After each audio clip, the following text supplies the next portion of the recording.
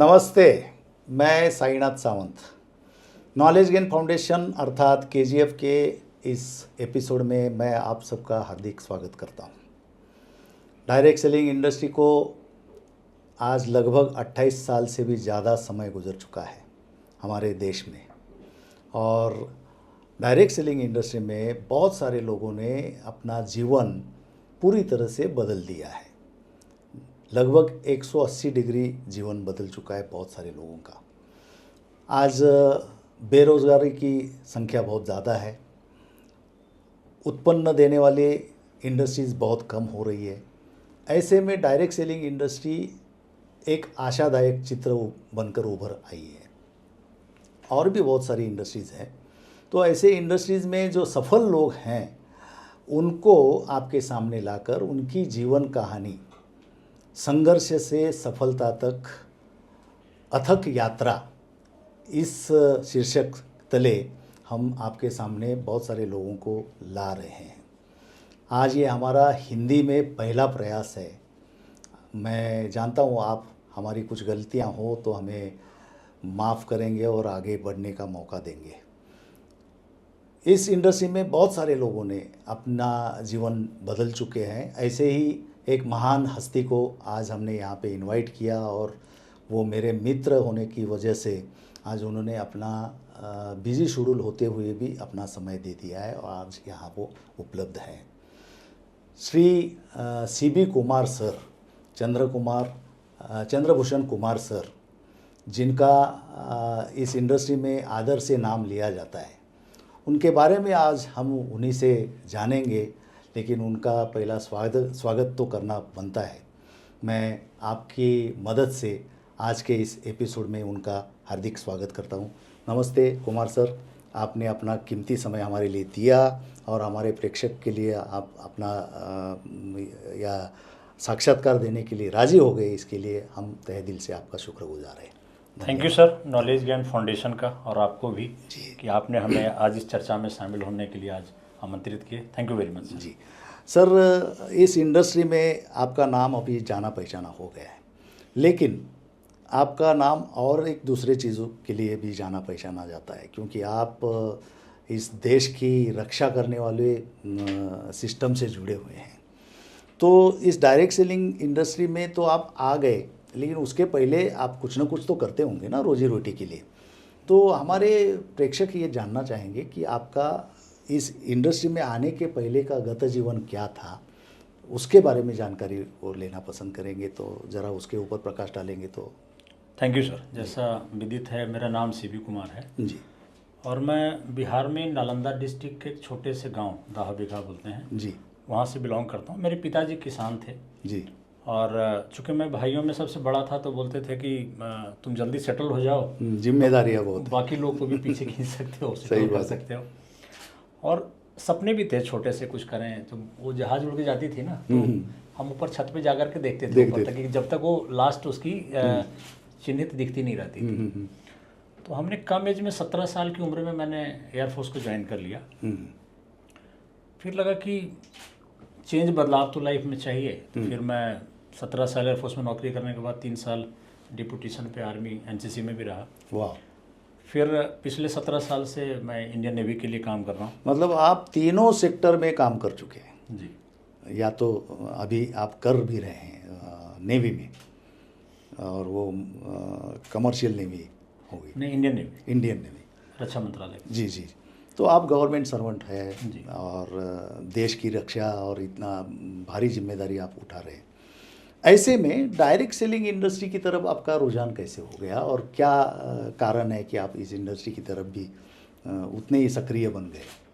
बहुत अच्छी सवाल है, क्योंकि इस इंडस्ट्री को हमने जब ऑनलाइन के माध्यम से अलग अलग जब जानकारी मिली, तो मुझे एक चीज़ लगता था कि मैं नेवी में जॉब करके अपने लिए कर रहा हूँ। बराबर। मैं नेवी में किसी को एम्प्लॉई नौकरी पर रख नहीं सकता, बिल्कुल। किसी को करियर में कुछ बदलाव कर नहीं सकता। तो डायरेक्ट सेलिंग एक ऑप्शन था जहाँ पे निग्लिजेबल इन्वेस्टमेंट के साथ कोई भी अपनी करियर शुरू कर सकता है। और इस इंडस्ट्री की सबसे बड़ी खास बात है कि कम पैसे में और ईश्वर का दिया हुआ है बहुत बड़ा, ये सबसे बेस्ट इंडस्ट्रीज़ को मानता हूँ कि जहाँ पे कोई कास्ट क्रीप नहीं है, अमीरी गरीबी नहीं है, कोई भी आदमी किसी शख्स से कहीं भी बात करता है तो ये इंडस्ट्री एक आत्मीयता, प्यार, लगाव, सम्मान सारी चीज़ें एक देख सकता है। और ये इंडस्ट्री ही हमें लगता है समाज में एक बहुत बड़ी समानता और अमीरी गरीबी के दुखाइयों को कम कर सकता है। बिल्कुल सही, बिल्कुल सही, बिल्कुल सही। तो ये कारण था, लेकिन किसने इस बिज़नेस में आपको लाया और वो कौन सा इंसिडेंस था कि भाई आप इस तरह आकर्षित हो गए? मतलब आप जिस वक्त पहली बार इस इंडस्ट्री में आए होंगे तो या तो किसी दोस्त के या किसी रिश्तेदार के या तो कुछ तो होता है ना, धक्का मारने वाला कोई ना कोई मिलता है, ऐसा कोई मिला था आपको? मैं एयरफोर्स में जब नैनीताल में पोस्टेड था जी। ये बात है करीब 94-95 की। तो मेरे एक दोस्त थे, वो उन्होंने बोला कि एक नौकरी के साथ साथ ना बिजनेस कर सकते हो आप। और ऑफिस के काम से मैं दिल्ली गया हुआ था, तो लकली वो भी छुट्टी पे दिल्ली में ही थे। तो बोले एक प्रोग्राम है हमारा इधर द्वारिका में, जनकपुरी में, आप आ जाओ। तो हमने प्रोग्राम में देखा तो हॉल में बहुत सारे लोग थे, अलग अलग सब बातें कर रहे थे। फिर उन्होंने बोला कि आप केवल जानने वाले 2 लोग लाइए, आप इतने पैसे कमा सकते हैं। तो मुझे लगा कि कोशिश करने में क्या हर्ज है, दिक्कत क्या है। हाँ, लेकिन मैंने उस सिस्टम को ज्वाइन नहीं किया। फिर हमने वेबसाइट पे इस तरह की जितनी कंपनियां थी सबको स्टडी करना शुरू किया। अच्छा अच्छा, और एक कौतूहल बढ़ गया, कौतूहल, इंटरेस्ट बढ़ गया अंदर से, क्यूरियस हो गए। तो सब कंपनियों के बड़े बड़े इवेंट्स में जाता था मैं। तो एक चीज़ समझ में आया कि इस इंडस्ट्री में सफल होने के लिए ज़रूरत है वो मैं पहले अपने में डेवलप करूँ, शुरू करने से पहले ही, शुरू करने के पहले। ये अनोखी चीज़ है, बहुत सारे लोगों के बारे में ये होता तो नहीं। मुझे 3 चीज़ सर लगा। एक, बातों को रखने आना चाहिए मुझे, कि हम क्या कहते हैं इंपॉर्टेंट नहीं है, किस तरह से उसको रखते हैं इंपॉर्टेंट है, कैसे रखते हैं। दूसरा, नए लोगों से रिलेशनशिप हम कैसे बिल्ड करें, और तीसरा था कि हम स्टेज पे परफॉर्म कर पाएँ। ये 3 चीज़ें अगर डेवलप कर लेते हैं तो 3 से डेवलप करना इतनी आसान और इसमें टाइम टेकिंग थी। बराबर। तो मैंने इस चीज़ को समझ करके फिर कंपनी की चुनाव कैसे क्या करनी चाहिए, तो मैं अपनी जो भी मेरी थोड़ी बहुत नॉलेज थी शुरू में, उसके हिसाब से मैं एक कंपनी को शुरू किया। और लकली पहली कंपनी में ही इनकम बहुत अच्छी हो गई, अपेक्षा से ज़्यादा। अपेक्षा से ज़्यादा। तो मुझे लगी तो बहुत, तो जाहिर सी बात है उत्साह तो बढ़ना था, उत्साह और बढ़ गई उसमें। और फिर किसी कारणवश वो कुछ कंसिक्वेंसेस आया, कंपनी में चैलेंज आया, तो फिर मुझे लगा कि क्या करना चाहिए नहीं करना चाहिए। तो एक चीज़ तो समझ में आ गई थी कि इंडस्ट्री है जो पार्ट टाइम में अपने काम को बिना, प्रोफेशन को बिना डिस्टर्ब किए हुए भी बहुत कुछ दे सकती बना सकते हैं। तो हमने फिर चूज कर करके फिर एक कंपनी में अपने आप को इस्टेब्लिश कर लिया अभी। और मुझे बीच में मालूम भी पड़ गया कि कंपनी को चुनाव कैसे करनी चाहिए। हाँ, मतलब एक अनुभव आपको वो भी काम आया। शुरुआती में वो चीज़ें नहीं थी, तो शुरू में क्या होता है कि हमारे देश में बहुत लोग इमोशनल हैं, तो लोग जैसे बताते हैं वो करते हैं। हाँ। लेकिन मेरी परसेप्शन अलग थी कि मेरी क्राइटेरिया के हिसाब से जो फिट बैठता है उसमें मैं आगे चलूँ। बराबर, जो भी निकष रखे हैं उस निकष में अगर वो बैठती है तो आगे जाना है, और वो आपको मिली अभी। और यहाँ पे भी आपने बहुत बड़ा ये टॉप का ये अचीव भी किया है, रैंक रिकग्निशन ऐसा मानकर चलते हैं। तो ये बिज़नेस करते समय आपको नौकरी करके ये बिज़नेस कर रहे हैं पार्ट टाइम, तो उसमें कोई दिक्कत नहीं आई? क्योंकि कोई भी बिज़नेस, जब बिज़नेस हम बोलते हैं तो बिज़नेस को बहुत ज़्यादा समय देना पड़ता है ना, उसकी बहुत बड़ी लायबिलिटी लेनी पड़ती है, एक ऐसा सिनेरियो दिखता है। इस डायरेक्ट सेलिंग, किसी भी डायरेक्ट सेलिंग कॉन्सेप्ट पे काम करते समय क्या अपने आप बिज़नेस को, अपने नौकरी को, या तो रोजी रोटी कमा रहे जो भी चीज़ हमारे हाथ में है उसको डिस्टर्ब करना पड़ता है? ये जवाब उन लोगों के लिए जो नेटवर्क मार्केटिंग के बारे में, डायरेक्ट सेलिंग के बारे में अनजान है इस चीज़ के लिए। इसमें कॉमन मैं आंसर देता हूँ कि जहाँ चाह है वहाँ राह है, और चाहत में संकल्प कितनी है वो इम्पोर्टेंट, और संकल्प में विकल्प नहीं होना चाहिए। तो हमारा संकल्प था कि इसमें ग्रो करें, तो समय बाधा नहीं होती, उसमें इम्पोर्टेंट है कि आपका माइंडसेट क्या है, आपका कारण, रीजन क्या है जो इस इंडस्ट्री में आप आए। रीजन अगर क्लियर होता है तो उसको विजन क्या है, आप क्या करना चाहते हैं। तो नौकरी में सैटरडे संडे नॉर्मली छुट्टी मिलती है, और 2 दिन भी अगर हम अच्छे ढंग से इस बिजनेस के लिए तो काफ़ी है। 5 घंटा रोज़, अगर 10 घंटे भी 2 दिन में देते हैं, और वीकली हम कॉलिंग के लिए लगाएं हम कि सैटरडे को कब मिल रहे हैं, संडे को मिल रहे हैं, तो हमें लगता है सर नौकरी को चैलेंज नहीं है। लेकिन ये सारी करने की शिक्षा भी यहीं पे मिलती है, प्रशिक्षण? कि वो हाँ, क्योंकि इस टाइम इंडस्ट्री- मैनेजमेंट कैसे करना हाँ, इस है। इंडस्ट्री में सारी चीज़ें मिलती है आपको, पर्सनालिटी डेवलपमेंट से लेकर के आप कम्युनिकेशन स्किल से लेके ड्रेस कोड, आपकी कैरेक्टर, आपकी पर्सनालिटी डेवलपमेंट से लेके सब कुछ यहाँ पे मिलता है। सब एक, कुछ। एक ही प्लेटफॉर्म पे सब मिलता है, जो और किसी भी प्रोफेशन में नहीं मिलता। हाँ, ये सबसे बड़ी चीज़ है। इसलिए मैं इस इंडस्ट्री का फैन हूँ। अच्छा, फिर इस इंडस्ट्री में आज तो आप लाखों रुपए कमा रहे हैं, बराबर है। फिर इस इंडस्ट्री में आने के लिए या अपना बिजनेस खड़ा करने के लिए आपने कितने करोड़ रुपए लगाए? इस बिजनेस को शुरुआत करने के लिए जो आपका रेगुलर जो प्रोडक्ट आप परचेज करते हैं, जो मल्टीपल नहीं, प्रोडक्ट्स, करोड़ कितने लगाए? करोड़ लगाने नहीं पड़े? हमने इसमें तो 1000 भी नहीं क्योंकि लगते। बिजनेस का नाम जब लेता है इंसान तो बिजनेस सामने क्या आता है? बहुत बड़ा एसेट लगाना पड़ेगा, जगह लेनी पड़ेगी, उसके लिए लाइसेंसेस लेने पड़ेंगे, स्किल वर्कर लेने पड़ेंगे, तब कहीं लाखों रुपए कमाना है तो कितने लगाने पड़ेंगे? करोड़ों रुपए लगाने पड़ेंगे। तो वैसे इस इंडस्ट्री में किसी को आना है और उसको अपना भवितव्य ढूंढना है उसमें, तो वो कितना करोड़ रुपए लेकर आए? ये बड़ी अच्छी सवाल है सर, क्योंकि ट्रेडिशनल बिजनेस में हमारे फ़र्क क्या है कि ट्रेडिशनल बिजनेस में जो 90% काम करना पड़ता है, आपको इन्वेस्ट करना पड़ता है, रेंट देना पड़ता है, बिजली बिल देना पड़ता है, एम्प्लॉय की सैलरी देनी पड़ती है, यहाँ कुछ नहीं करना पड़ता है, सारी काम कंपनी करती है। अल्टीमेटली वो बिजनेस भी तभी पैसा कमाएगा जब प्रोडक्ट को सेल करेगा और टर्नओवर करेगा। तो यहाँ जो खाली काम बचता है कि आप खर्चे, आपका मोबाइल का, पेट्रोल का, कुछ प्रोडक्ट लेने का मैक्सिमम खर्चा महीने का 10,000 हो सकता है, 8 से 10,000 रुपये, और उससे अपने बिजनेस को शुरू कर सकते वो तो वैसे भी हो रहा है।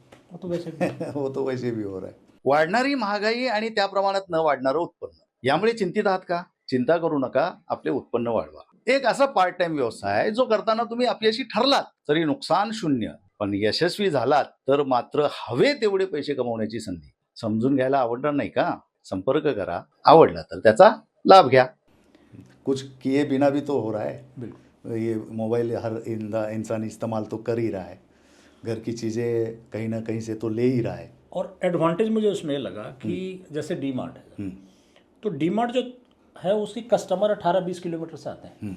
मेरा कस्टमर ऑल ओवर इंडिया में है, अंडमान से लेकर लेह लद्दाख तक। अंडमान से लेकर लेह लद्दाख तक उसके कस्टमर, उसको अब डी मार्ट को उतने पैसे इन्वेस्ट करने पड़ते हैं, मुझे नहीं करना पड़ता है। उसको उतना रेंट पे करता मैं नहीं करता हूँ, वो एम्प्लॉय की सैलरी देता मैं नहीं देता हूँ, वो बिजली बिल का खर्च करता मैं नहीं करता हूँ, वो जीएसटी टैक्सेशन से लेकर सारी चीज़ करता है वो मैं नहीं करता।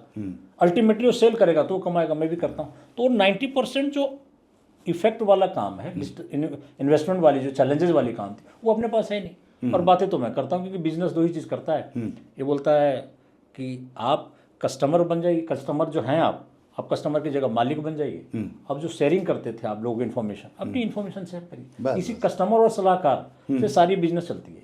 कस्टमर की जगह मालिक बनना है, बाकी को सलाह करते थे, कुछ पैसा नहीं आता था। अब अपने बारे में बात करिए। अब रोज बोलते हैं डीपीएस स्कूल अच्छा है, फलना टीचर अच्छा है, डॉक्टर अच्छा है, हल्दीराम मिठाई वाला बढ़िया है, एक मिठाई फ्री का खिलाता नहीं, कोई नहीं तो खिला। अपनी बातों को उसको पता भी नहीं है मेरा कोई सलाह ये कर रहा है मेरे प्रोडक्ट के बारे में कोई अच्छी बुरी बातें बोल रहा है, उसको पता भी नहीं है। इसलिए ये चीज़ें यूनिक लगी मुझे, और वर्ल्ड का 8वां जुआ मैं इसको मानता हूँ। इसीलिए कि अगर किन्हीं के फ़ोन में 50 लोगों का नंबर है, मैं लोगों को बहुत बड़ी बात भी करता हूँ कि उसमें आप 25 जिसको बहुत क्लोज समझते हैं, उनसे आप 25,000 रुपये मांगिए। अगर 5, 7, 10 लोगों से आगे, इसका मतलब गुडविल रेपुटेशन बहुत बढ़िया, उम्मीद नहीं आने का। हाँ, लेकिन यहाँ पे आज हमारी टीम में अगर लाखों लोग हैं, उसमें हमें लगता है 4 या 5,000 लोगों से मिले होंगे। तो बाकी जो 70-80 हज़ार लोग जिनसे आज तक हम मिले नहीं, वो भी मेहनत करके पैसे कमा के देते हैं। सही बात। तो ये 8वां जुआ है वर्ल्ड का, जो मुझे लगता है। ये सब चीज़ें मुझे अनोखा है, बिल्कुल अनोखा है, बिल्कुल अनोखा है। जो उसका लॉजिक ही बहुत बिल्कुल अनोखा है, और ये चीज़ समझने में बहुत समय निकल जाता है आम आदमी को। करेक्ट। कि भाई इस बिज़नेस की ताकत, बराबर है। अब इस बिज़नेस में जब कोई नया आदमी आता है, उसको लगता है कि ये तो मेंबर बनाने का बिज़नेस है, और अगर मेंबर बनाने का बिज़नेस है तो बकरा बनाने का बिज़नेस है, सामान के चलता है। क्या ये सचमुच मेंबर बनाने का बिज़नेस है सर? सर, ये बिजनेस इतनी यूनिक है कि आप एक असेट क्रिएट करते हैं, आप टीम क्रिएट कर करके। दुनिया में जो भी लोग बड़े हुए, अकेला चना फाड़ नहीं फोड़ता है, कहावत है हमारे। बिल्कुल। अकेले हम 24 घंटा ज़्यादा काम नहीं कर सकते। तो दुनिया में अब रिलायंस फ्रेश से लेकर दिल्ली पब्लिक जो भी है, वो टाइम को मल्टीप्लिकेशन किया है। तो यहाँ पे भी हम टाइम को मल्टीप्लिकेशन करते हैं टीम के माध्यम से। शुरू में जब इंसान आता है इस बिज़नेस में, तो उसको लगता है ये जोड़ने का काम है, टोपी पहनाने का काम है ऐसा, क्योंकि वो बिजनेस को समझता नहीं है। और शुरू में चैलेंजेस क्या होता है कि उसको 8-10 लोगों को बोलता है, वो 10 लोग कोई बात रखने के लिए, फेस वैल्यू रखने के लिए अपना आधार कार्ड उसको दे भी देते हैं, लेकिन वो सामान नहीं, इनको लगता है वो बिजनेस में आ गया है, वो आया नहीं है। और वो 10 लोग मीटिंग में आना बंद कर देते हैं, तो बोलता है कोई करता नहीं है, मैं क्या करूँ। तो धीरे धीरे मीटिंग में आना बंद करता है, फिर फ़ोन उठाना बंद करता है, फिर वो बिजनेस से बाहर हो जाता है। क्योंकि मैं बोलता हूँ ऐसे क्रिकेट गेम की तरह है जहाँ पे कोई अंपायर नहीं है, कोई फील्डर नहीं है, कोई आपका कैच नहीं ले सकता, कोई विकेट भी नहीं है पीछे, आप आउट हो सकते हैं तो खुद को कर सकते हैं। तो आपको खुद को एक माइंडसेट क्रिएट करने की ज़रूरत है इंडस्ट्री के बारे में, और इस इंडस्ट्री से आप कुछ भी कर सकते हैं। इसका मतलब भी ये है कि भाई यहाँ पे संघर्ष जो होता है बिजनेस में आने के लिए, एक अलग संघर्ष है, और बिजनेस को खड़ा करने के लिए एक अलग संघर्ष है। तो पहला संघर्ष जो होता है इंसान का, वो अपने विचारों से होता है। क्योंकि जो जिस स्थिति में पला बड़ा है, जैसे माँ बाप ने पढ़ाया है, समाज ने पढ़ाया है, शिक्षा जिस तरह की ली है, वहाँ पे वैचारिक संघर्ष तो होता ही है यहाँ पे कि भाई कोई बोल रहा है कि इस बिज़नेस में आप आओगे तो करोड़पति बनोगे, और माँ बाप ने क्या बताया कि चद्दर देखकर पैर फैलाओ, अपनी औकात से ज़्यादा मत सोचा करो, ये कान पे पढ़कर वो, और उसने दिमाग में ये रखा है कि एक आम आदमी हूँ, आम आदमी के घर में मैंने जन्म लिया और आम आदमी बनकर ही मरूंगा। ऐसे में कोई आकर बोलता है कि आप में वो ताकत है, आप डायमंड हो, आप करोड़पति बन सकते हो, आप ये कर सकते हो, तो ये पहले तो वैचारिक संघर्ष होता है कि ये कैसे जग। सर बहुत अच्छी सवाल है ये। हाँ, क्योंकि इंसान जब पैदा होता है ना, तो बचपन में सपने उसके बहुत होते हैं। छोटे बच्चों को पूछता है ना, बेटा क्या बनेगा, वो डॉक्टर बनूंगा, इंजीनियर बनूंगा बोलता है, ले अच्छी नंबर लाता है, नहीं हम उसके सपने को दबाते हैं। फिर वो 15, 17, 18 साल का होता है, 10वीं 12वीं में जाता है, ग्रेजुएशन में जाता है, फिर बोलता है साइंटिस्ट बन जाऊंगा, नेता बनूँ, है नौकरी तुम करता नहीं। फिर जब वो 20-22 साल का हो जाता है, तो उसको चूँकि 12-15 साल पढ़ाई में इतने पिताजी ने खर्च किया, तो उसको लगता है कि नौकरी करना एक एस्पेक्ट है, क्योंकि हम नौकर है तो नौकरी करने के लिए सिखाते हैं। दूसरा, अगर नौकरी नहीं लगता है तो कोई बिजनेस करते हैं, अपने पिताजी चाचा जी शादीशुदा है तो ससुर साहब से 10, 15, 20 लाख इकट्ठे करके, तो एवरेज नौकरी बिजनेस में 25, 30, 35 हज़ार कमाता है। और जब वो 30-35 साल का हो जाता है तो वो नसीब मानने लग जाता है कि मेरी जीवन थी वैसे ही चलने वाली, क्योंकि वो सब चीज़ें चली जाती बराबर।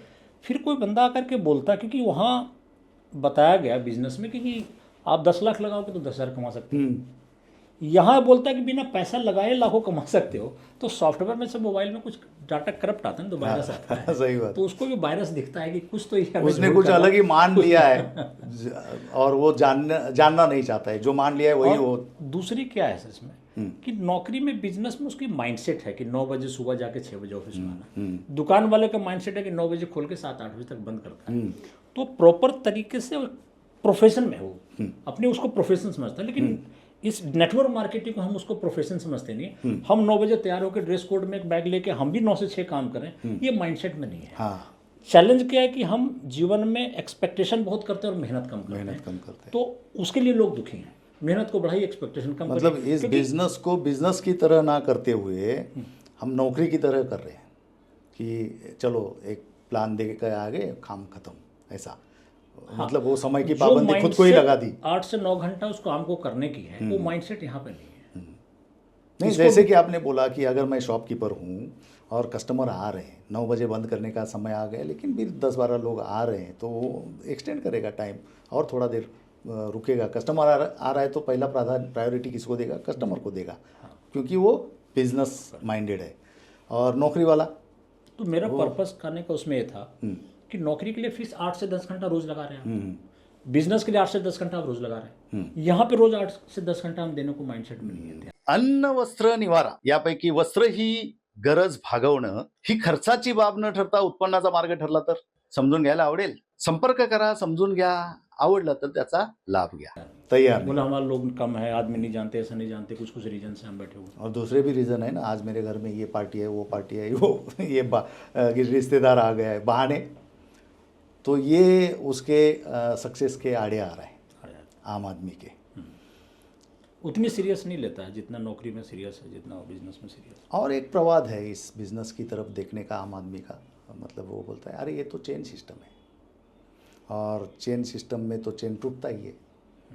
तो क्या ये सचमुच ये चेन सिस्टम है या संगठन बनाने का, नेटवर्क खड़ा करने का बिजनेस है? क्या इसमें आप रोशनी डालेंगे? चेन की जो बात करते हैं सर, चेन के बिना कुछ चलता नहीं है पूरी यूनिवर्स में।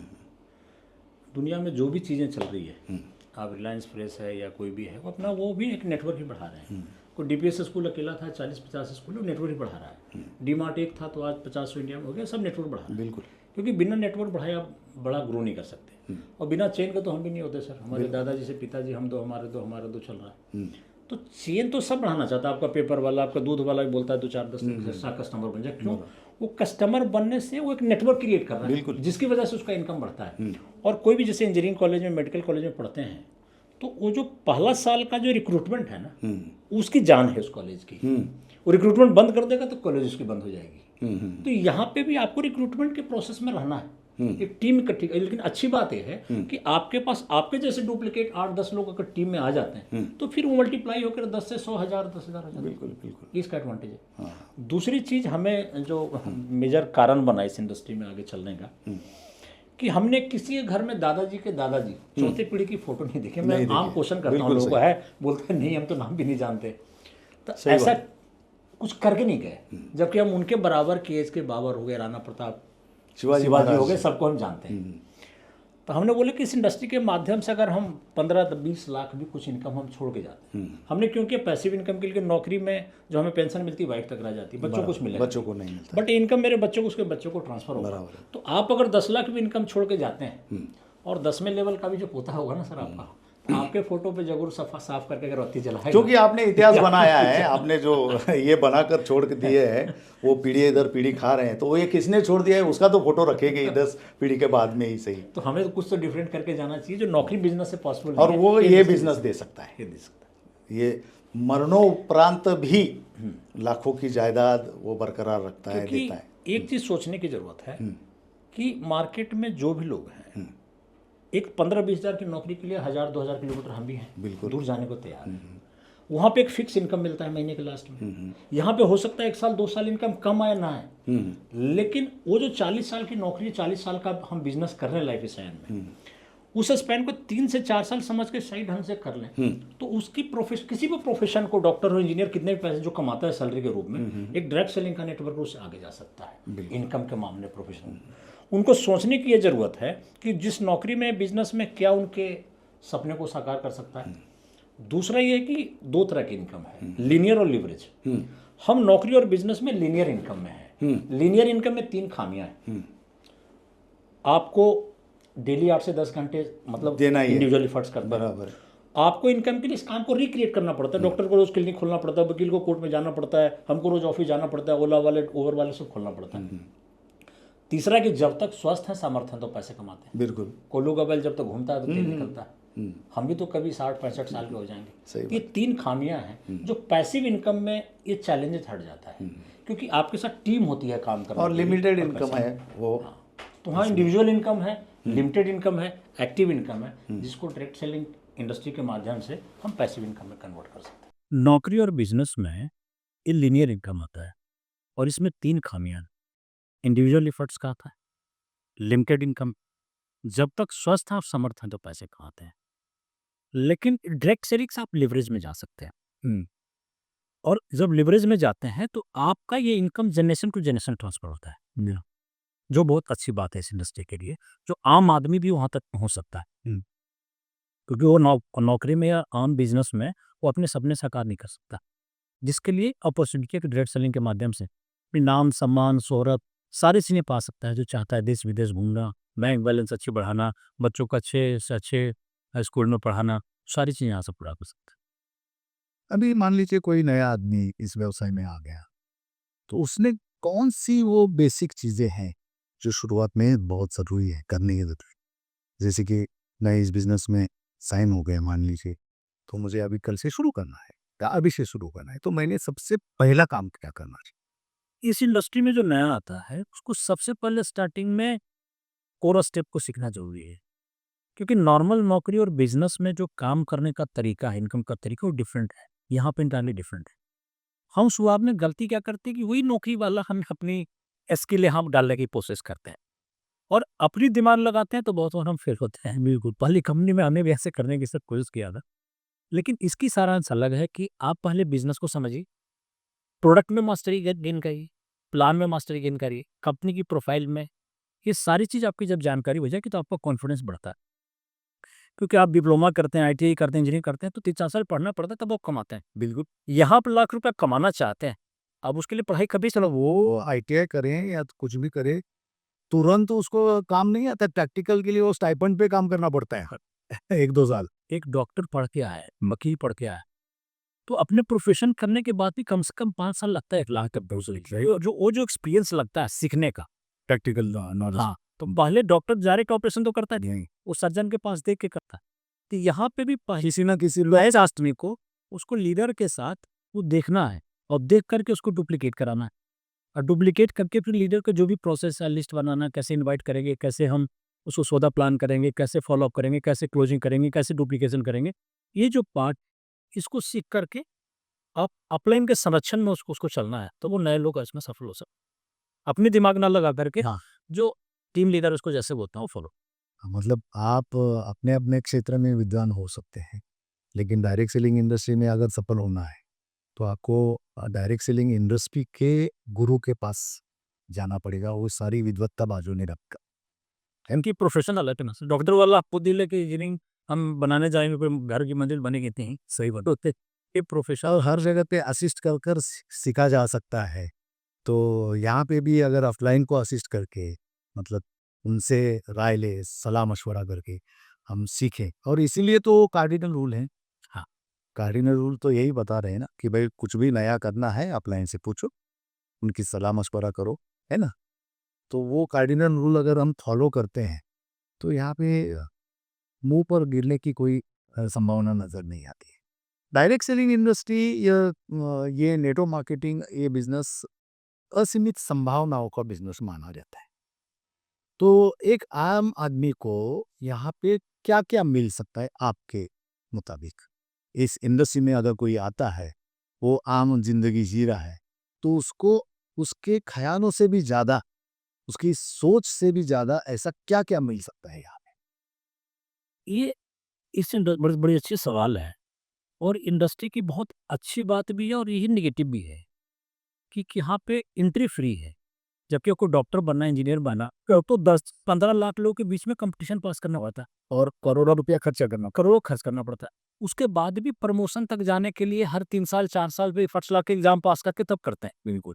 लेकिन यहाँ पे वो जो आप सिपाही जो भर्ती हुआ था इंस्पेक्टर तक जब रिटायर हो गए, तो इनको 30 साल की नौकरी लग जाती है। बिल्कुल। लेकिन यहाँ पे वो 1 साल में वो अपने हाईएस्ट रैंक को पार कर सकता है। इस बिज़नेस में आप संभावना है। दूसरी, इस बिज़नेस की क्वालिफ़िकेशन, कोई कास्ट, कोई क्रीड, कोई रिलीजन कुछ है नहीं। 18 साल की उम्र होना चाहिए नेटवर्क मार्केटिंग को खरीद सके। और जो पाने की आप बात कर सकते हैं, यहाँ से एक ही प्लेटफ़ॉर्म पे मान-सम्मान, शोहरत, कम्युनिकेशन स्किल, फिर वो बात को रखने का तरीका, पर्सनैलिटी डेवलपमेंट, ड्रेस कोड, एक सोसाइटी में अलग नाम, जो फॉरेन कंट्री में घूमना चाहता है, जिस हाई क्वालिटी की गाड़ी लेना चाहता है, जो बैंक बैलेंस बनाना चाहता है, परिवार के भी सपने, सब कुछ एक प्लेटफ़ॉर्म पे पूरा कर सकता है, जो नाम नौकरी से आम बिज़नेस से पॉसिबल नहीं है। नहीं। और ऐसे लाइव बहुत सारे अपने कंट्रीज़ में एग्ज़ाम्पल्स भी हैं। हुँ। सबसे बड़ी बात है वो टाइम एंड मनी फ्रीडम, जो किसी और बिज़नेस में ना, लगभग ना। जितना बड़ा बिज़नेस उतनी बड़ी व्यस्तता, और टाइम एंड मनी फ्रीडम मतलब क्या है कि मैं रात को 12-1 बजे तक जागता रहूँ, सुबह 12-1 बजे उठूँ तो भी मुझे पैसे कमाने की चिंता ना रहे। मेरा जो बिज़नेस मैंने खड़ा किया है, वो बिज़नेस के वजह से मेरे अकाउंट में पैसा आता रहेगा। मैं रहूँ ना रहूँ, मेरे दूसरे नॉमिनी को भी पैसा आता रहेगा। ये और किसी बिज़नेस में तो नज़र नहीं आता। पॉसिबल नहीं, क्योंकि आप एक होटल भी खोलते हैं, आप इनकम बढ़ाने के लिए दूसरी होटल खोलनी पड़ेगी। आप दोनों होटल में एट ए टाइम प्रेज़ेंट नहीं हो सकते सर। तो यहाँ पे क्या है कि यार जिनको भी आप अपने टीम में लाते जा, आपके डुप्लीकेट तो शॉप ओपन होते और जितनी टर्नओवर करेगा, होगा तो आप पूरे हिंदुस्तान में कहीं भी इसको। और वो खुद के लिए करेगा, फिर भी हमारे लिए भी काउंट होगा, और इसीलिए हम टाइम एंड मनी। अच्छी बात है कि लोगों को बढ़ा करके आप आगे बढ़ते हैं इसमें। लोगों सपने साकार करेगा लोग। बाहर में एक वैकेंसी है एमएलए की, तो 100 लोग खड़ा हुए तो एक ही तो जीतेगा। यहाँ पे अगर आपको डायमंड बनना है तो शहर में 100 लोग भी बन सकते हैं, कोई कंपटीशन नहीं है। हम उनको बढ़ा के बढ़ते हैं, वहाँ बाकी लोग को काट के काट बढ़ता है। सही बात। इस बिजनेस में एक वर्ड हमेशा सुनने को मिलता है, ये बिजनेस डुप्लीकेशन का है। और अब तो ये डुप्लीकेशन प्रॉपर तरीके से होने के लिए क्या चीज काम आती है, जिससे एक सीबी कुमार साहब है, दूसरे उनके नीचे और 10 सीबी कुमार साहब हो गए, उनके नीचे उनके और 100 सीबी कुमार साहब हो गए, और फिर ऊपर वाले सीबी कुमार साहब आराम, बराबर है। वो तब होंगे ना जब नीचे और सीबी कुमार साहब, मतलब उनके जैसे। तो ये डुप्लीकेशन कैसे संभव है, उसके लिए कौन चीजें, क्या चीजें काम आती है? इसको बहुत अच्छा सवाल है, और इसको कनेक्ट करने के लिए हम मैकडोनाल्ड का रे क्रॉक से चलते हैं। जी। जब उन्होंने पहली होटल खोली थी, रेस्टोरेंट, तो पहले तो अच्छी चल गई, फिर उन्होंने फ्रेंचाइजी के लिए लोगों को बोला, कोई तैयार नहीं होता। फिर उनको एक चीज़ लगा कि दूसरी में करूँगा तो दूसरे में तो वहाँ प्रेजेंट हो नहीं सकता बिल्कुल। उन्होंने रीज़न देखा कि चलती कैसे है ये? तो 3 कारण से चलती, इसका स्वाद, इसका बेस्ट सर्विसेज़ बिल्कुल, और इसकी जो रख-रखाव है, सर्विस है, जो डिलीवरी है। तो अगर यही चीज़ें सेम मॉडल बना के, सेम डिज़ाइन बना के वहाँ पे भी अप्लाई कर दें तो होगा। आप बाटा के देखिए या रिलायंस फ्रेश को देखिए, आप जहाँ पे भी जाते हैं इंडिया में, मैकडोनाल्ड को देखिए, क्वांटिको फ्राइड चिकन को, तो सेम डुप्लीकेट दिखता है, बाहर से अंदर का उसका ड्रेस कोड सेम है। क्योंकि डुप्लीकेशन होने से सामने वाला का फेथ क्रिएट होता है, ना कि सेवाएं भी सेम है। सेवाएँ भी सेम है, तो कि उसकी ऑर्गेनाइजेशन के प्रति स्ट्रेंथ जागता है। तो हम भी जिस तरह से हम प्लान दिखाते हैं, जिस तरह से बात करते हैं, जिस तरह से ड्रेस कोड में रहते हैं, ऐसे अगर डुप्लीकेशन करें, प्रॉपर। हाँ, तो हमारा रिजल्ट बैक सेलिंग में ज़्यादा होगा। और हम प्रॉपर डुप्लीकेशन नहीं करते हैं, इसलिए बहुत सारे लीडर सक्सेसफुल नहीं मिल। लोग केवल दिखाने की कोशिश करते हैं। केवल सीबी कुमार साहब दिखकर उपयोग नहीं है, वो कैसे बर्ताव करते हैं, उनका आचरण कैसा है, उनका लोगों के साथ व्यवहार कैसा है, इस बिजनेस को खड़ा करने के लिए उन्होंने क्या मेहनत की है, उसका ही डुप्लीकेशन होना चाहिए, तब बड़ी टीम होती है। और फिर कहने से ज़्यादा करके दिखानी। घर में एक मम्मी है, बोलती बेटा टीवी बंद करो, पढ़ाई करो, और खुद टीवी देख रही है तो बच्चा पढ़ता है। बिल्कुल किताब अंदर होता है, मोबाइल ऊपर। जब टीवी बंद होता है मम्मी का, तब वो मोबाइल नीचे चलाता है, किताब उधर हो। मम्मी को भी लगता है बेटा मेरा सही हुआ, हाँ, विवेकानंद जी बनने वाला। तो हमें भी पहले सैक्रिफाइस करना, हमें वो चीज़ करना है, क्योंकि अब कहने से ज़्यादा इंपॉर्टेंट है कि आप खुद कितने फील्ड में करते हुए daily activity, house meeting, 1 to 1 meeting कितने आप कर रहे हैं, करते हुए दिखना भी वो दिखना है। तो कहने से नहीं करेगा, आपको फील्ड में प्रैक्टिकल कर। तो इसीलिए वो सेंटेंस है ना, मंकी सीज मंकी डू। बंदर देखते और बंदर वैसे ही करते वैसे। तो वही फिर डुप्लीकेशन होतेगा, और डुप्लीकेशन सबसे मोस्ट इम्पोर्टेंट पार्ट। फिर इस डुप्लीकेशन बनाने के इस इसमें प्रक्रिया में ये कार्यशाला कितना काम आती है, प्रशिक्षण कार्यशाला, वर्कशॉप जिसको बोलते हैं, ट्रेनिंग प्रोग्राम्स बोलते हैं, वो कितनी काम आती है? एक चीज़ है कि स्किल से ज़्यादा हम पैसा नहीं कमा सकते। किसी नौकरी में, किसी कंपनी में अगर 20,000 तनख्वाह मिलता है, उसको लगता है हमारा तनख्वाह कम, स्किप कम सेल्फ एम्प्लॉयड हो सकते हैं, लेकिन बिजनेसमैन वहाँ पे 50,000 1 लाख भी। वाढणारी महागाई आणि त्या प्रमाणात न वाढणारं उत्पन्न यामुळे चिंतित आहात का? चिंता करू नका, आपले उत्पन्न वाढवा. एक असा पार्ट टाइम व्यवसाय जो करताना तुम्ही आपल्याशी ठरलात तरी नुकसान शून्य, पण यशस्वी झालात तर मात्र हवे तेवढे पैसे कमवण्याची संधी. समजून घ्यायला आवडणार नाही का? संपर्क करा. आवडला तर त्याचा लाभ घ्या. सैलरी वाले लोग हैं, बिल्कुल। तो ट्रेनिंग से हमें वो सारी चीज़ें स्टेप बाय स्टेप प्रोसेस हमें समझाई जाती है कि बिजनेस में आगे बढ़ने के लिए क्या करना है अपन। तो उसको हम स्टेप बाय स्टेप अगर सीखें और अपने लीडर के साथ इम्प्लीमेंट करें, तो बिजनेस में ग्रो करने के लिए आप माध्यम बने। होता क्या है कि हम शुरुआत में ही जब से आए और फील्ड में उतर जाते हैं, आपको ट्रेनिंग लेके चलना है। जैसे आप एग्जाम्पल ऐसा लेते हैं कि आपको एक्सपीरियंस नहीं है, चाहते हैं कि रिजल्ट आ जाए। आप जैसे डॉक्टरी कोई पढ़ के हॉस्पिटल में नया-नया, आपको एक्सीडेंट हो गया और जग गया हॉस्पिटल में, कोमा में लेके चला गया वो आईसीयू में। बोलता है कि सर आपको ऑपरेशन करना पड़ेगा, लेकिन मैं पहली बार ऑपरेशन कर रहा, डॉक्टरी पढ़ के आया, तो इंस्ट्रूमेंट बैग अपना लेके आता हूँ।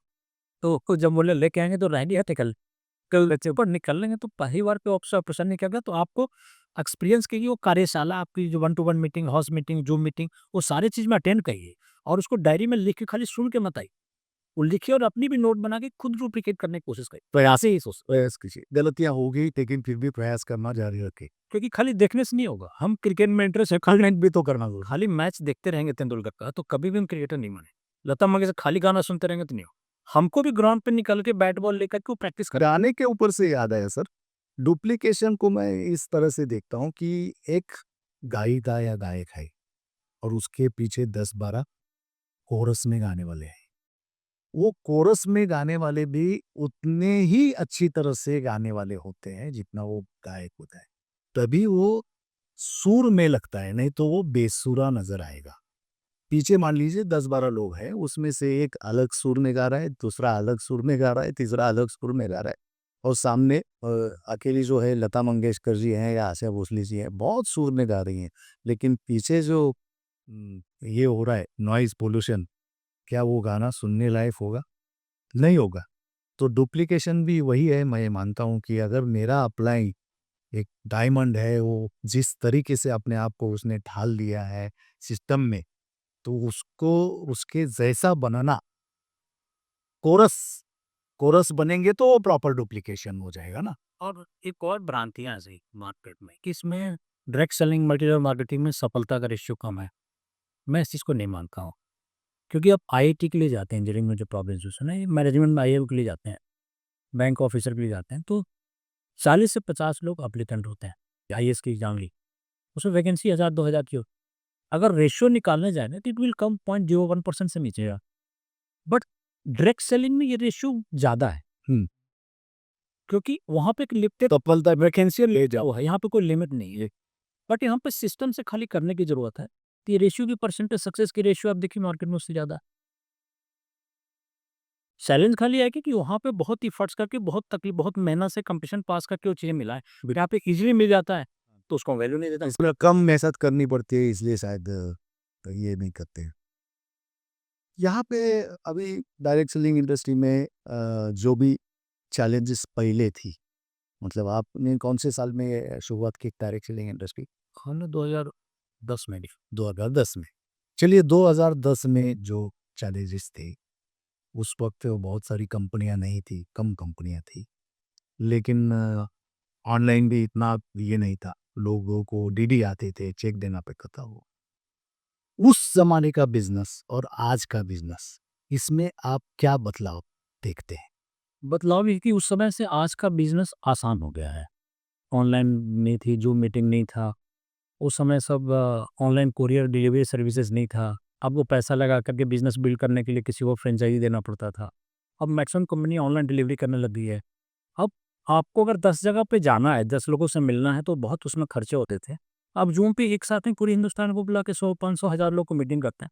वो ईज़ी हो गया और आज के कॉम्पिटिशन में मतलब प्रोडक्ट की रेंज भी हमारे बहुत बढ़ गई, तो लोगों को ऑप्शन मिल गया है और बहुत सारी कंपनियाँ आ गई है, तो लोगों के पास अब मतलब सब्स्टिट्यूट भी है कि हमें हेल्थ इंडस्ट्री में काम करना है या खेती के प्रोडक्ट पहले अपने माइंडसेट के हिसाब से अन्य कस्ट करना है, वेट मैनेजमेंट में काम करना है। ऑप्शन अभी बहुत बड़ा। उसमें कंपनियाँ लिमिटेड थी, प्रोडक्ट लिमिटेड थे, सर्विसेज लिमिटेड थे, ये सारी शहरी। तो ऑप्शन बढ़ गए, ये एक तरह से चैलेंज भी हो गया ना? मम्मी मतलब आप मेरे पास आए, मुझे आपका कॉन्सेप्ट आपने दिखाया, मुझे अच्छा भी लगा। फिर मैंने बोला कि 2 दिन दे दीजिए, मुझे बात करनी है और मैं किसी चा आदमी की आदत होती है ना, आदतन मैंने देखते हैं मुझे 4 लोग मिलते हैं क्या और मैं 4 लोगों को फ़ोन करता हूँ। 4 लोगों में एक दूसरे किसी कंपनी में काम करने वाला अपना दोस्त होता है। फिर उसको जब पता चलता है कि ये इस इंडस्ट्री में आना चाह रहा है, किसी ने इसको टैप किया है, तो बोलता है रुको, रुको, रुको, उसमें मत जाओ, मेरे पास उससे बढ़िया है।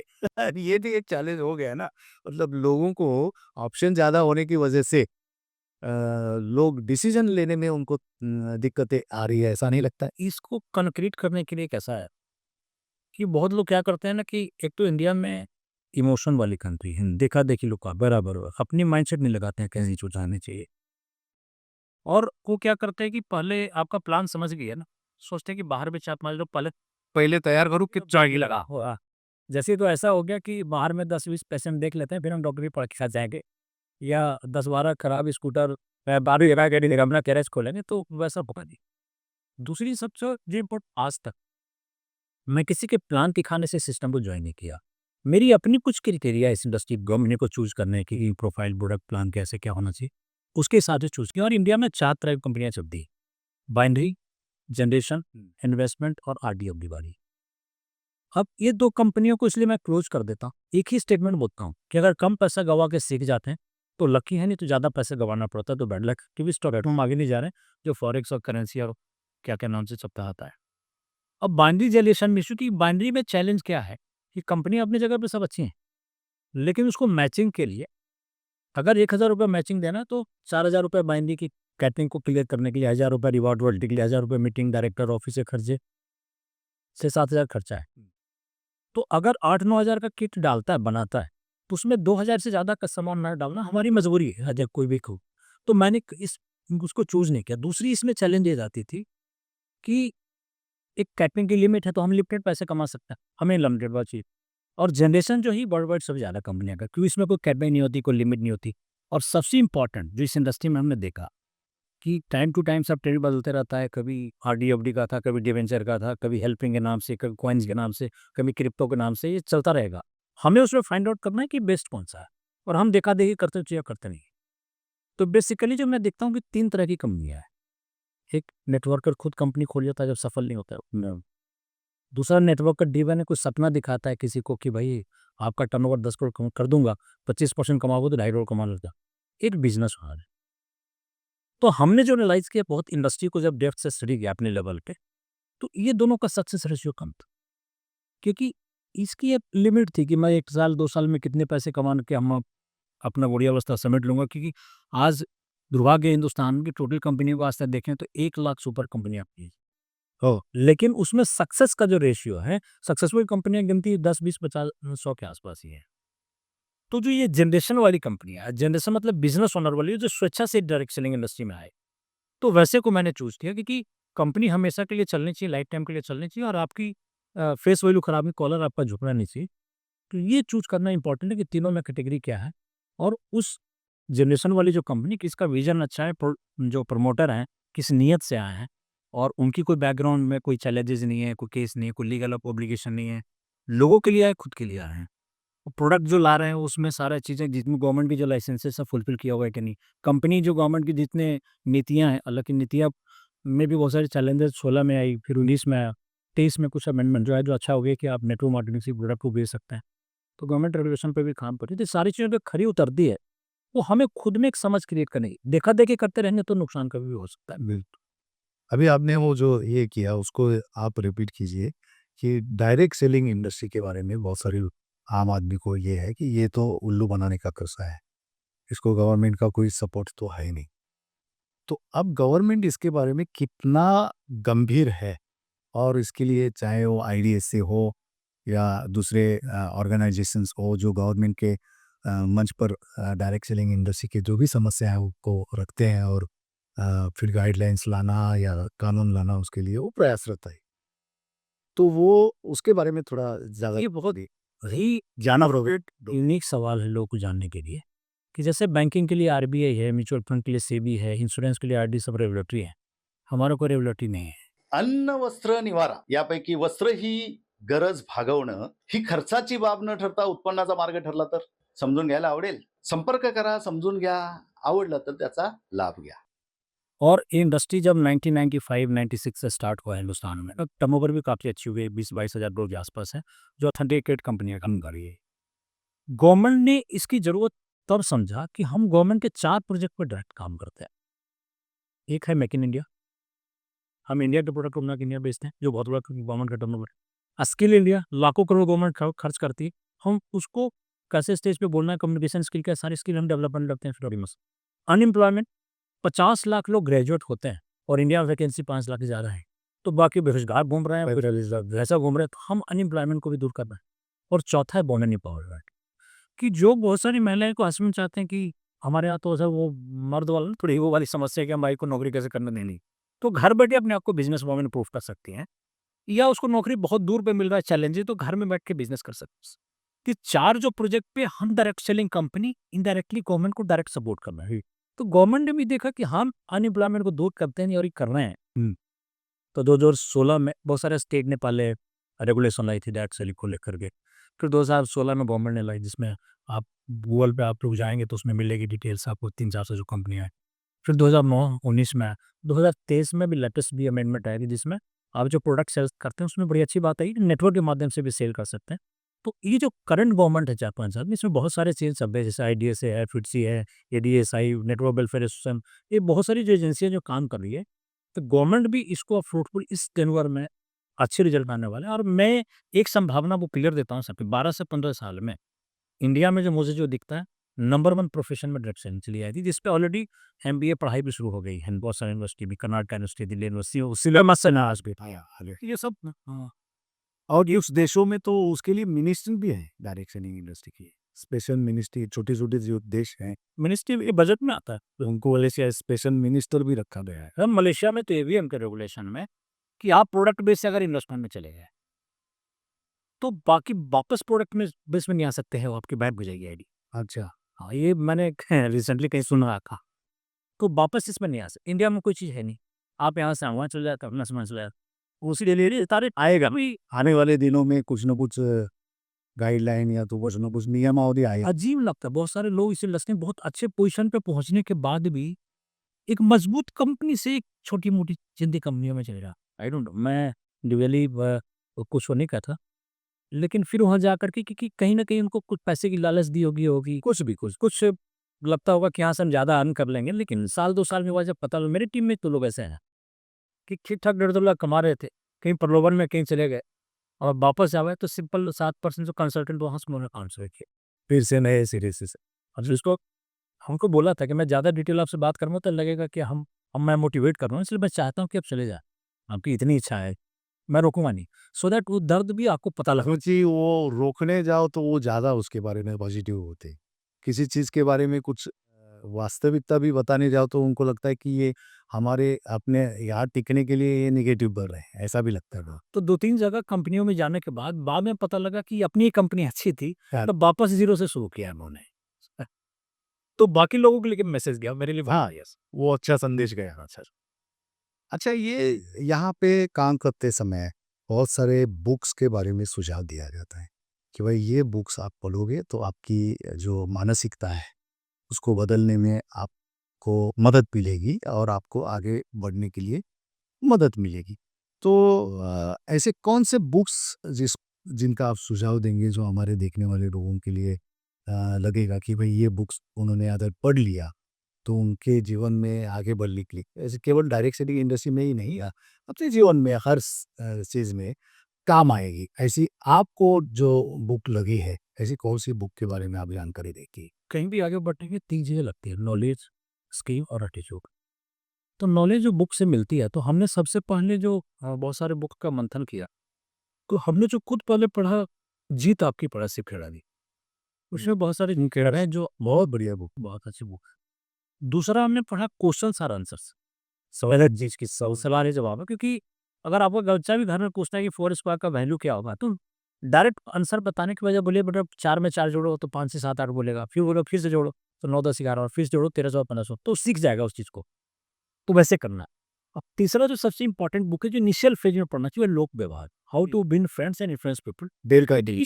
ये बिजनेस ही लोगों को जितने का है। बिल्कुल, लोगों को व्यवहार से, मीठा बातों से, बॉडी लैंग्वेज से, माइंडसेट से, ये साइकोलॉजी जोखों में जंगल में किया जाने वाला व्यवसाय है। तो साइकोलॉजी से अगर खेलना आप सीख गए ना, तो इंडस्ट्री के मानवीय स्वभाव जानना को जी। तो ये 3 बुक मुझे इम्पोर्टेंट बुक बहुत सारी हैं, बहुत, बट इनिशियल लेवल पे 3 बुक हमें पढ़ता तो सफिशिएंट है, फिर आगे आपको बुक्स आप पता लगता है।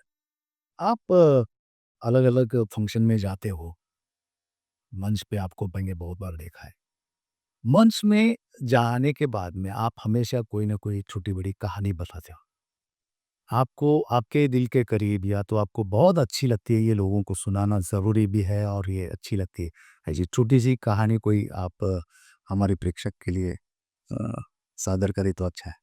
हाँ, ये कहानियाँ पे इसलिए बोली जाती है कि आप टेक्नोलॉजी को लगातार पढ़ाते रहें, तो पढ़ा करके माइंड भी ना एक थीम है साइंटिफिक डाटा में भी 40 मिनट से ज़्यादा माइंड एक्सेप्ट नहीं करता। इसलिए इंडिया में जितने क्लासरूम, स्कूल, कॉलेज 40 मिनट तो बनाए जाते हैं। तो इसलिए कहानियाँ वो सही है। कहानी है कि एक कहानी पर लेते हैं कि कोई झूठ झूठ बोलना पाप है, बचपन से सिखाया जाता है। लेकिन झूठ बोलने से किसी को नुकसान ना हो और कुछ काम कर जाए तो अलाउड है, तो उसपे कहानी बता देते हैं। एक लकड़हारा था जो लकड़ी काट के गुज़ारा करता। वो लकड़ी काट के लाता था, उससे कुछ लकड़ी को बेच लेता था, खाना बनाने का काम धंधा। तो नदी के किनारे जो पेड़ पे चढ़ती, एक दिन चढ़ते समय क्या हुआ कि कुल्हाड़ी करते-करते वो पानी में गिर गया। तो नारद जी का बचपन से पूरा स्विमिंग पूल याद रहता, तो ध्यान में बैठे हैं नीचे आगे गई। तो नारद जी आए, बोले बेटा क्या हो गया? बोला इसी कुल्हाड़ी से मैं अपना गुज़ारा करता था लकड़ी काट करके मेरे मम्मी ने। तो उन्होंने निकाला अंदर से सोने का। बोला तुम्हारा है बेटा? बोला नहीं। फिर उन्होंने चांदी का निकाला, बोला नहीं। फिर उसने इसका लोहे वाला निकाला, बोला हाँ मेरा है। बड़ा खुश हो गई थी कर जो ईमानदार आदमी है, किसी तरह का माइंड में लोभ नहीं हुआ, बॉडी लैंग्वेज को चेंज नहीं हुआ, उनको सब दिखता है। खुश हो के तीनों दे दिए। तीनों से पैसे इसके पास आ गए, खूब तीनों खर्च-वर्च करके, लेकिन 1 साल में सीधी हुई हो गई बना। वो बोलता है ना नॉलेज स्किल एटीट्यूड ना हो तो पैसा वापस नहीं आ जाता है। फिर ऐसे करते-करते वापस उसी धंधे में आ गया। क्योंकि आदमी ना बेसिक धंधे में चला जाता है, जब कहीं सक्सेस नेटवर्क में भी सक्सेस नहीं हो तो वापस नौकरी में चले जाते हैं, बहुत दुकान खोलने चले जाते हैं। फिर कुछ दिन बाद बीमार पड़ गया, तो बीमार पड़ा तो बोली कोई नहीं है भाई, बोलेगी हम ले आते हैं। तो वाइफ गई तो पेड़ पे जैसे चढ़ी तो उसको एक्सपीरियंस था नहीं पेड़ पे चढ़ने का, तो वाइफ भी गिर गई पानी में। अरे वो अब बोले यार बड़ा पंगा हो गया। तो जा करके वो पेड़ के नीचे अगले दिन ध्यान में बैठ गया, तो नारद जी फिर आ गए। तो नारद जी बोला क्या हुआ? भाई मेरी एक वाइफ थी वो चली गई, मैं किसी भी जी जो घर का सारा वो संभालती थी, बोला रुको। तो जैसे हम नदी में वो डुबकी लगा के तस्वीर राय को निकाली, बोले एक बार हाँ हाँ मेरी वाली है, मेरी आती है, इधर ला इसको। तो बोला यार तुम पहले बड़ा सचक्कर झूठ कैसे बोलता है अभी कैसी? बोला सर देखो ईश्वर में ईमानदारी बरतता। तो वापस सूर्या को लाया, मैं बोलता नहीं। फिर कैटिना को लाते, मैं बोलता नहीं। फिर मेरी वाला तो बोला हाँ, एक को तो खर्चा चलता नहीं है, तीनों आप दे देते तो कैसे में खर्चा चला था, क्यों सूर्य सब तीनों दे देके वो गिलती इससे फिर कल झूठ भी बोलना पड़ता है। लेकिन वैसे ही जैसे फर्क न पड़े एंटरटेन हो जाए लोग। हाँ, हाँ। तो ये आपको 8 घंटा उनको ये और बाँधे रखना है। ऐसी बहुत सारी बोधकताएँ बहुत काम आती है, ऐसा मेरा भी मानना है कि जो हज़ार शब्द काम नहीं करते हैं, वो छोटी-सी कहानी काम कर जाती है। आपका संदेश, आपका मैसेज पहुँचाने में वो कामयाब रहती है, ऐसा लगता है। तो बहुत अच्छा लगा सर, आपने अपना कीमती समय हमें दे दिया और हमारी गपशप काम आ गई। मैं अ, ये समझता हूँ कि जो लोग हमारा ये एपिसोड देख रहे हैं, उनके लिए बहुत कुछ प्रेरणा मिली होगी, बहुत कुछ शिक्षा मिली होगी, बहुत कुछ जानकारी मिली होगी। ये सीवी कुमार साहब है जिनसे हमने अभी गपशप की। इनका नंबर और नाम हम नीचे दे रहे हैं ताकि अगर आपको और भी इनसे कुछ जानना चाहें, आप किस कॉन्सेप्ट पे काम कर रहे हैं ये भी जानना चाहें, तो आपसे वो पूछ सकते हैं। पूछेंगे तो चलेगा ना सर? हाँ, आप इनसे और ज़्यादा जानकारी ले सकते हैं। आप इनके साथ काम करना चाहें, इनके कॉन्सेप्ट के साथ, तो इनकी उँगली पकड़कर आप अमीर बन सकते हैं। इसलिए उनका नाम और नंबर हम दे रहे हैं। ये हिंदी में गपशप का हमारा पहला प्रयास था। मैं आशा रखता हूँ कि आपको अच्छा लगा होगा। आपको आपका आशीर्वाद, प्यार और ये सूचनाएँ हमें ज़रूरी है। ये आप तक तो पहुँच गया, लेकिन बहुत सारे लोगों तक पहुँचाने के लिए आप एक अपना छोटा-सा रोल अदा कर सकते हैं, इसको शेयर करके, क्योंकि जिन तक हम नहीं पहुँच सकते, वहाँ तक आप पहुँच सकते हैं। तो इस चैनल को आपका प्यार दे दीजिए, इस चैनल को शेयर कीजिए, सब्सक्राइब कीजिए और ये अच्छे वीडियो हम आपके सामने लेके आते रहेंगे। इस इंडस्ट्री में, डायरेक्ट सेलिंग इंडस्ट्री में जो सफल लोग हैं, अलग-अलग स्टेट में से, उनको आपके सामने लाएँगे। इसके साथ इंश्योरेंस इंडस्ट्री, ट्रेनिंग इंडस्ट्री या तो और भी जो इंडस्ट्री हैं जहाँ पे आम आदमी अपना भवितव्य ढूँढ सकता है, ऐसे लोगों के ऐसे इंडस्ट्रियों में से सफल लोगों को आपके सामने लाकर उनकी जीवन कहानी आपके सामने पेश कर कर आपको उससे क्या मिल सकता है ये हम देखेंगे और इसके लिए आपके प्यार की, सराहना की, शुभाशीर्वाद की बहुत ज़्यादा ज़रूरी है। अभी रुकना ज़रूरी है क्योंकि फिर से मिलना है तो कहीं न कहीं तो रुकना पड़ेगा, इसलिए आप आपसे यहाँ से हम विदा लेते हैं फिर से मिलने के लिए। धन्यवाद। Thank you sir. Thank you sir knowledge and foundation के लिए कि आप देश के लिए, समाज के लिए, लोग भी का अच्छा काम कर रहे हैं। लोग आगे बढ़ते रहें, इस इन्फॉर्मेशन का फ़ायदा उठाएँ, तो हमने जीवन को सफल थैंक यू।